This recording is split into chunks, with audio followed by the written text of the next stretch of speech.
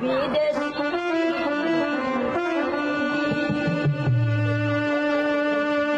কোথায় আছো তুমি আড়ালে বসি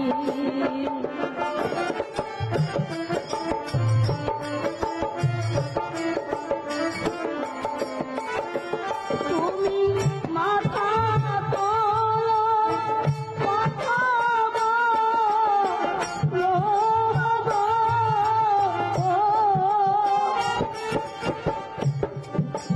ও তোমার শোন কানে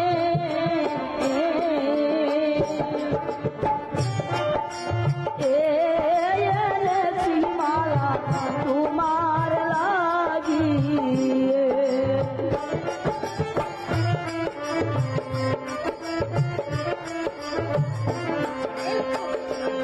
আমি অভাগিনী পুষ্পমালা গো।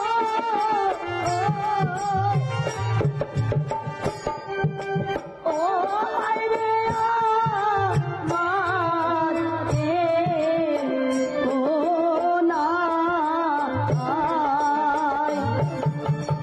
তুমি বিনে বলো আমি বন্ধু তার ছায়ায় দাঁড়াই।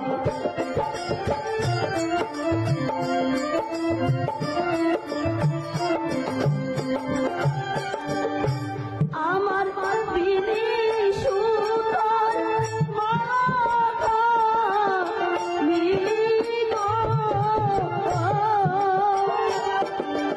ও কুমার পরা গো তোমার গলে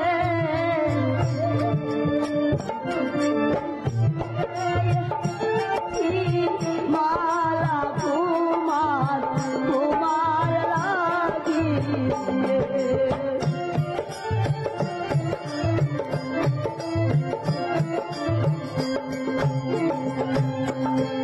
এই মালাটি তোমার গলে গো।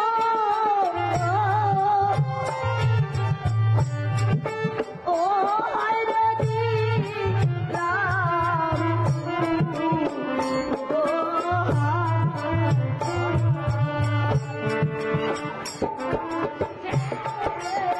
ও বুঝব আমি চরণ তোমার।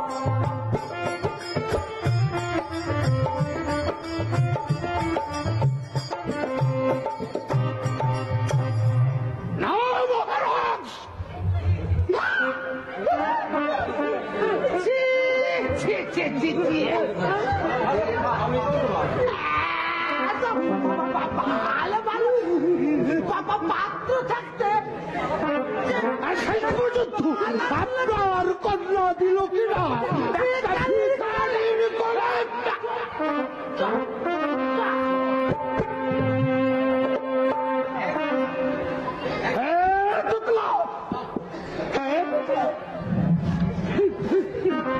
আমি কত বেশি কিন্তু আজকে দেখলাম এই শিবনের মাঝে গুণ অনুমত কি কোনো তুমি নাকি আত্মা থাকতো এই আমার মতো থাকতি লাশ পর্যন্ত মালা দিল কি না ওই মুখের বাচ্চারে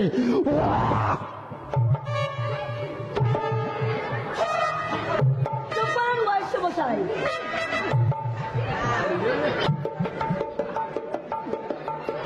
শিকারি বলে এ হচ্ছে আমার স্বামী। আমার স্বামী নিন্দা আমি ভাই বলি তুমি এখনো এখানে থাকবে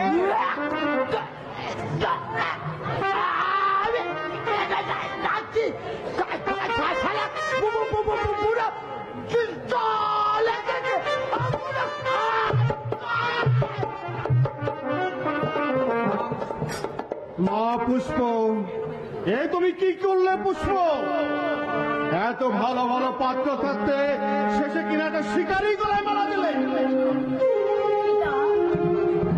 আমি আমি যার গলে বরমালা দিয়েছি সে হচ্ছে আমার স্বামী। চুপ করো! পিতা,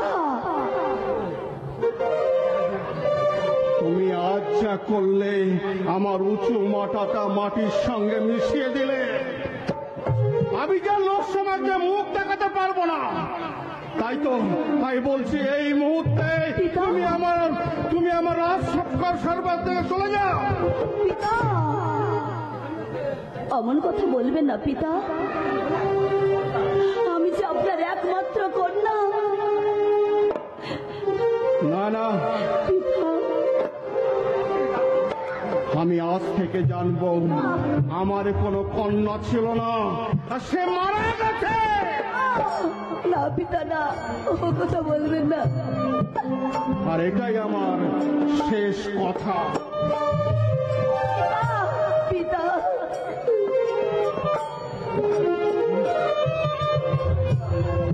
তুমি কি বলছো? স্বামী, চলো স্বামী, আজ আমার পিতা আমাদের এখান থেকে তাড়িয়ে দিচ্ছে, আমরা তোমাদের রাজ্যে যাব। বেশ পুষ্প, বেশ। কেন চিন্তা করছো পুষ্প? কেন বৃথায় চিন্তা করছো? আমি তো আছি। আমি যখন তোমাকে বিবাহ করেছি, তুমি যখন আমার গলায় এই বিবাহের মালা দিয়েছো, চলো তোমাকে আমি আমার রাজপ্রাসাদে নিয়ে যাবো পুষ্প। তাই চলো স্বামী। পুষ্প, তুমি কোনো চিন্তা করো না। আমি রাজকুমারের সঙ্গে সেনাপতি হিসাবে যেমন আছি, কারণ মহারাজকে আমি সমস্ত কিছু খুলে বলবো। এখন চলো কুমার, চলো চলো মধুমাতা, আমরা এখন আমাদের রাজ্যে ফিরে যাই। তাই চলুন কাকা। মেকআপ নিশি, তুমি